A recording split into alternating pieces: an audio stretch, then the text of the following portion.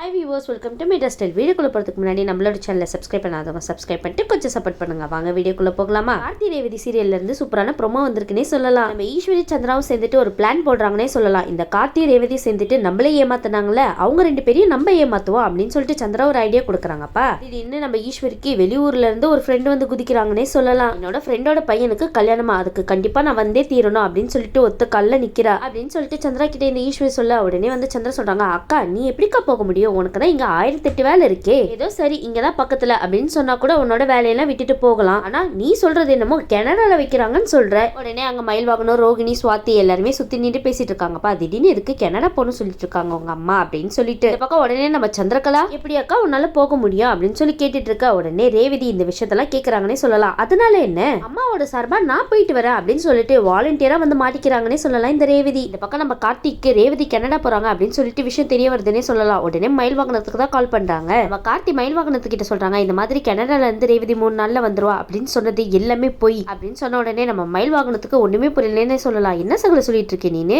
ஆமா, ரேவதி என்னோட வாழ்க்கையில இருந்து மொத்தமா பிரிக்கணும் அப்படின்னு சொல்லிட்டு தான் இந்த சந்திரகலாத்தையும் ஈஸ்வரியத்தையும் பிளான் போட்டுட்டு இருக்காங்க அப்படின்னு நம்ம கார்த்தி சொன்ன உடனே இந்த விஷயத்தை கேட்டுட்டு நம்ம மயில் வாகனத்துக்கு தலைக்கால் புரியலன்னே சொல்லலாம். உடனே இந்த விஷயத்த ரோகிணி கிட்ட தான் சொல்றாங்க. ரோகிணி, உனக்கு ஒரு விஷயம் தெரியுமா, இப்பதான் சகல எனக்கு கால் பண்ணாரு, அவர் என்ன சொன்னாரு தெரியுமா? என்னச்சுங்க, ஏதாவது பிரச்சனையா? கார்த்தி மாமா அப்படி என்ன சொன்னாரு? உங்க அம்மா இருக்காங்களே, ஸ்னேகா பையனுக்கு கனடால கல்யாணம் அப்படின்னு சொல்லிட்டு ரேவதியை பிளான் போட்டு தான் இங்க இருந்து கனடாக்கு அனுப்பியிருக்காங்க. அது மட்டும் இல்லாம ரேவதி 3 நாள் எல்லாம் வரப்போறது இல்ல, மொத்தமா அங்கே இருக்கிற மாதிரி இந்த ஈஸ்வரியத்தையும் சந்திரகலாத்தையும் போட்ட பிளான் தான் இது.